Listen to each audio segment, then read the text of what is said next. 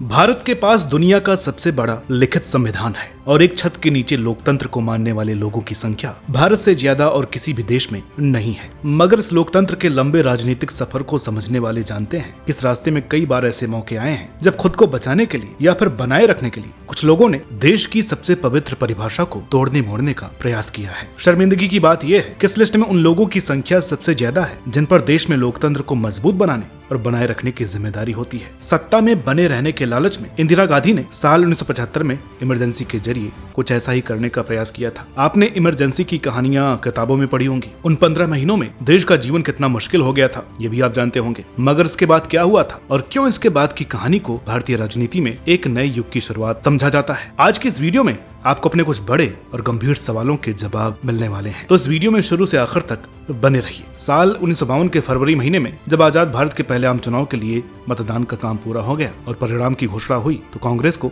बहुमत हासिल हुआ था। जवाहरलाल नेहरू को बिना किसी अंदरूनी विरोध और नाराजगी के बगैर आजाद भारत का पहला प्रधानमंत्री बना दिया गया था। यहाँ से अगले 12 सालों में भारत में 2 और आम चुनाव कंडक्ट करवाए गए मगर रिजल्ट्स में कोई बदलाव नहीं हुआ। कांग्रेस देश में महाशक्ति की तरह बन गई थी जिसके विरोध में बहुत से लोग खड़े थे और उनकी अपनी पार्टियां भी बन गई थी, लेकिन कोई नया विचार और नई बात जैसे देश के लोगों को मंजूर ही नहीं था। यहाँ के लोग कांग्रेस को ही अपनी किस्मत मान करके बैठ गए थे, या यूं कहें कि लोगों ने कांग्रेस पर अपना भरोसा बना लिया था जिसे बदलने के लिए कोई पुख्ता कारण और कोई बड़ा चेहरा उनको नहीं मिल रहा था। जवाहरलाल नेहरू लगातार 12 सालों तक प्रधानमंत्री पद पर काम करते रहे और इन 12 सालों में उनसे कुछ गलतियां भी हुई और कुछ बड़े और जरूरी फैसले भी नेहरू सरकार ने नए भारत को मजबूत बनाए रखने के लिए लिए थे। जवाहरलाल नेहरू ने अपनी पार्टी की छवि और संविधान या कहे कि लोकतंत्र की मर्यादा को गिराने के लिए कोई काम कभी नहीं किया और जनता का उन पर जो भरोसा था उसके पीछे ये बात एक बड़ा कारण थी। मगर साल 1964 में जवाहरलाल नेहरू के निधन के बाद कांग्रेस पार्टी में जब उनके उत्तराधिकारी को लेकर के बातचीत शुरू हुई तो कांग्रेस को एक ऐसा व्यक्ति चाहिए था जिसके लिए देश, संविधान और लोकतंत्र सबसे ज्यादा महत्वपूर्ण हो और उसके बाद वह व्यक्ति अपनी पार्टी की साख को बनाए रखने लायक भी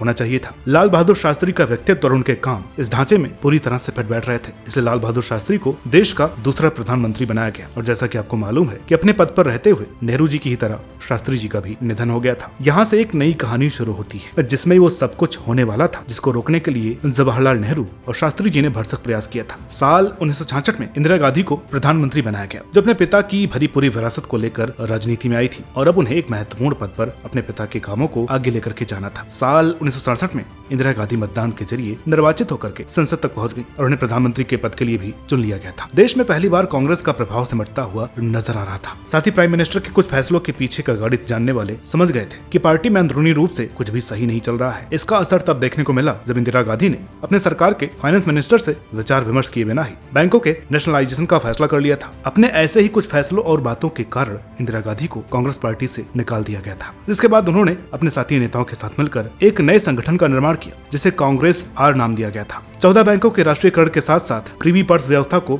अबॉलिश करने की बात को लेकर के भी इंदिरा गांधी को प्रिंसिपल स्टेट्स और कुछ बड़े नेताओं के विरोध का सामना करना पड़ा था। देश में बेरोजगारी, गरीबी और अशिक्षा जैसी बड़ी समस्याएं लगातार बढ़ रही थी जिसके लिए पंचवर्षीय योजनाएं बनाई जा रही थी। मगर देश की राजनीति का पूरा फोकस कुछ चुनिंदा लोगों के नफा नुकसान पर ही आकर के अटक गया था। हमने आपको ऊपर जिन फैसलों के बारे में बताया उनके लिए इंदिरा गांधी के खिलाफ सुप्रीम कोर्ट में याचिका दायर हुई और दोनों फैसलों को बदलने की बात कही गई। यहाँ से लगातार इंदिरा गांधी और सुप्रीम कोर्ट के बीच एक टसल चलती रही जिसमें अपने विरोध में आए फैसलों को बदलने के लिए इंदिरा गांधी ने संविधान में अमेंडमेंट की और किसी तरह अपनी बातों को लागू करवा दिया। साल 1971 में इंदिरा गांधी देश के प्रधानमंत्री पद पर बनी हुई थी। पार्टी के हालात कुछ ज्यादा अच्छे नजर नहीं आ रहे थे मगर इंदिरा गांधी को सत्ता में बने रहना था तो उन्होंने हर तरह के जोड़ तोड़ के जरिए खुद को बनाए रखा। यहाँ से इंदिरा गांधी के तेवर बदलने शुरू होते हैं। एक गूंगी गुड़िया अब देश की सबसे डोमिनेंट पर्सनालिटी बन गई थी और उनके फैसलों में भी अब एक समय के साथ एक डोमिनेंस और सेंट्रलाइजेशन की भावना दिख रही थी। इंदिरा गांधी की आंखों में देश की पूरी ताकत अपने हाथों में रखने का हौसला साफ नजर आ रहा था। इसी साल पाकिस्तान के खिलाफ बांग्लादेश की आजादी के लिए भारत को युद्ध के मैदान में उतारना पड़ा था। इसका असर वही हुआ जैसा कि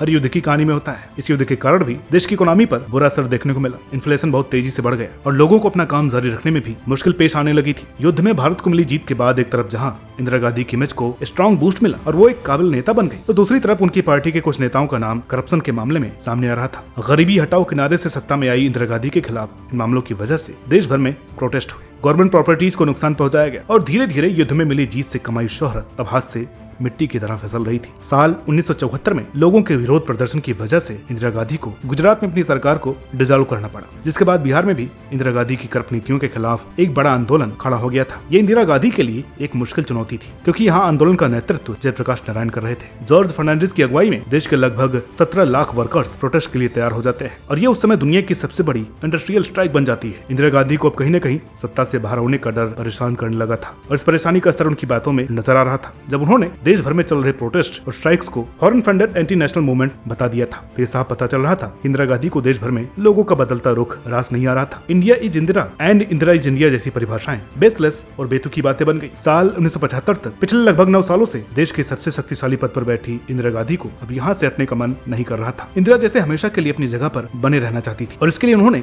चुनाव में धांधली कराने का प्रयास भी किया। इंदिरा गांधी के सामने चुनाव लड़ने वाले राजनारायण ने इंदिरा गांधी पर गलत तरीके से चुनाव में जीत हासिल करने का आरोप लगाया और ये मामला अब इलाहाबाद हाई कोर्ट में चल रहा था। मामला दर्ज होने के 2 साल बाद फैसला आया, जिसमें कोर्ट ने इंदिरा गांधी की सीट को नल एंड वाइट डिक्लेयर कर दिया था और उन्हें लोकसभा से हटाने की बात कही गई थी। इलाहाबाद हाई कोर्ट से यह मामला इंदिरा गांधी सुप्रीम कोर्ट लेकर के गई और इस दौरान देश भर में मोरारजी देसाई के साथ कुछ और बड़े नेताओं ने आंदोलन शुरू कर दिया था। इंदिरा गांधी को प्रधानमंत्री पद से इस्तीफा देने की मांगे तेज हो गई थी। हजारों लोगों की भीड़ का समर्थन इन सभी आंदोलनों को मिल रहा था। लोग झूठे बयानों, दावों और अपने नेताओं के खराब कामों से परेशान हो गए थे और ये महसूस हो रहा था जैसे कि देश को अब एक परिवर्तन की बहुत ज्यादा जरूरत है। सुप्रीम कोर्ट ने इलेक्शन मैल प्रैक्टिस मामले में अपनी बात रखते हुए कहा कि इंदिरा गांधी को अगले 6 सालों तक मतदान का अधिकार नहीं होगा और उन्हें अगले 6 सालों तक चुनाव में खड़े होने का अधिकार भी खत्म किया जा सकता है। मगर अगली सुनवाई तक कोर्ट की तरफ से इंदिरा गांधी को प्रधानमंत्री पद पर बने रहने के लिए इजाजत मिल गई थी। इंदिरा गांधी के करीबी रहे कुछ लोग बताते हैं कि जब सुप्रीम कोर्ट की ये बातें इंदिरा गांधी तक पहुंची तो उन्होंने अपने पद से इस्तीफा देने का मन बना लिया था और उन्हें कहीं न कहीं कुछ बातों को लेकर पछतावा भी हो रहा था। मगर संजय गांधी ने उन्हें ऐसा करने से मना कर दिया और उन्होंने इसके बाद देश में इंटरनल डिस्टर्बेंस के कारण इमरजेंसी डिक्लेयर करने के लिए इंदिरा गांधी को तैयार किया था। 25 जून 1975 की रात को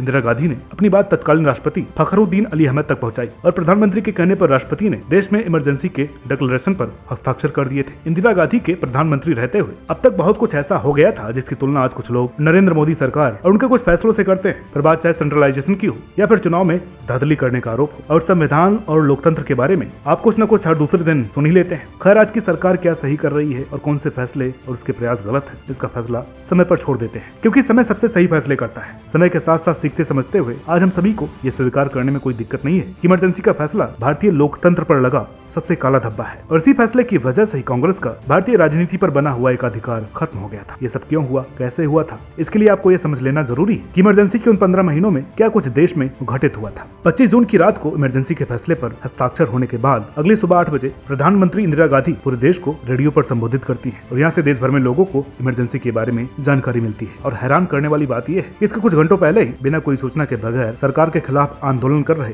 बड़े नेताओं को गिरफ्तार कर लिया गया था। देश भर में एक अजीब डर का माहौल बन गया था, क्योंकि लोगों से उनके सभी जरूरी अधिकार इमरजेंसी की घोषणा के साथ ही खत्म हो गए थे। उन्हें सुप्रीम कोर्ट में याचिका दायर करने की परमिशन भी नहीं थी और न ही सरकार के विरोध में कुछ कहने या लिखने के लिए स्वतंत्रता थी। देश में किसी को भी पता नहीं था कि आखिर इस इमरजेंसी का क्या मतलब है और यह कब तक देश में प्रभावी रहने वाला है। देश में अचानक सभी आंदोलन बंद हो गए थे, सभी सड़कों पर जाम हट गया था और लोगों का काम नियमित रफ्तार से शुरू हो गया था। एक तरफ जहां ये स्थिति थी तो दूसरी तरफ कुछ नेता इस माहौल में भी सरकार के खिलाफ झंडा बुलंद करके रखे हुए थे। बहुत से मीडिया हाउस और पत्रकारों ने भी सरकार के इस फैसले के खिलाफ अपना विरोध जताने का साहस किया था और ये वो समय था जब इंदिरा गांधी को फोकस में रखते हुए कुछ फिल्मों का निर्माण भी हो रहा था और धीरे धीरे कुछ फिल्में सिनेमा घरों में रिलीज भी हो गई थी। इन सभी के खिलाफ इंदिरा गांधी ने कड़ा रुख अपनाते हुए नेताओं को जेल में बंद कर दिया। नरेंद्र मोदी जैसे कुछ लोग इस दौरान वेशभूषा बदल करके अपना काम कर रहे थे और कुछ नेता देश के बाहर चले गए थे। पत्रकारों से उनका सारा सामान जब्त कर लिया गया था और बहुत से पत्रकारों को जेल में भर दिया गया था। फिल्मों से लेकर मैगजीन और गानों से लेकर हर छोटी बड़ी चीज पर सेंसरशिप लागू कर दिया गया था। किशोर कुमार के गानों को रेडियो से सिर्फ इसलिए बंद करवा दिया गया था क्योंकि उन्होंने किसी सरकारी शो में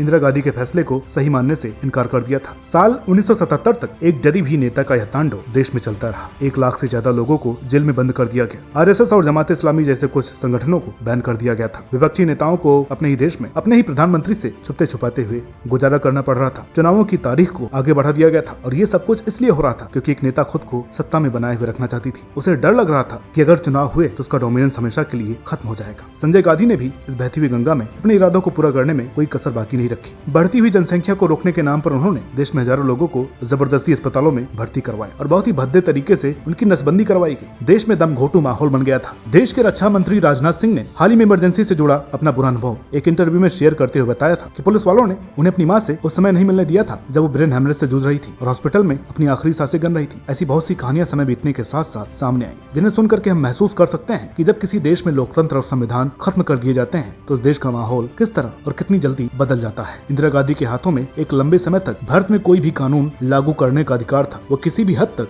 अपनी शक्तियों को बढ़ाने के लिए स्वतंत्र थी और उनकी सत्ता को चुनौती देने वाला कोई व्यक्ति उनके सामने अब नहीं था। ऐसे में इंदिरा गांधी के पास एक लंबे समय तक बिना किसी विरोध के बगैर सत्ता में बने रहने का मौका था। मगर फिर अचानक ही इंदिरा गांधी ने सब कुछ छोड़कर 21 मार्च 1977 को इमरजेंसी खत्म कर दिया और देश में नए चुनाव के लिए तैयार हो गई। इंदिरा गांधी ने ऐसा क्यों किया था, इसका सही कारण तो बहुत कम लोगों को पता था, मगर ये अनुमान लगाया जाता है कि इंदिरा गांधी ने यह समझ लिया था कि शायद अब भारत के लोग उनको पसंद करने लगे हैं और एक बार फिर से अपनी पारी को कंटिन्यू कर सकती है। इंदिरा गांधी को विश्वास था कि लोग 5 साल के लिए उन्हें एक बार फिर से मौका जरूर देंगे, क्योंकि उनके हिसाब से इमरजेंसी का फैसला उन्होंने देश के आंतरिक कलह को खत्म करने के लिए लिया था और इससे देश के आंतरिक हालातों में बहुत ही अच्छा बदलाव आया था। मगर उनकी ये गलतफहमी चुनावी मैदान में उतरने के साथ ही खत्म हो गई, जब देश के छठे आम चुनाव के नतीजों में जनता ने कांग्रेस को पूरी तरह से नकार दिया था। देश के लोगों के मन में इमरजेंसी के घाव अभी तक भरे नहीं थे और ऊपर से इंदिरा गांधी के पुराने अपराध और झूठे वादे भी लोगों को याद थे, और जो भूल गए थे उन्हें चुनाव प्रचार के दौरान मोरारजी देसाई और बाकी नेताओं ने अच्छी तरह से याद करवा दिया था। लोगों ने चुनाव में अपने मतदान का प्रयोग देश की राजनीति में एक बदलाव की उम्मीद से किया था। देश को कांग्रेस के एकाधिकार में जैसे घुटन महसूस होने लगी थी और विपक्षी नेताओं के बयान उन्हें ठंडी हवा जैसे महसूस हो रहे थे। भारत के लोगों को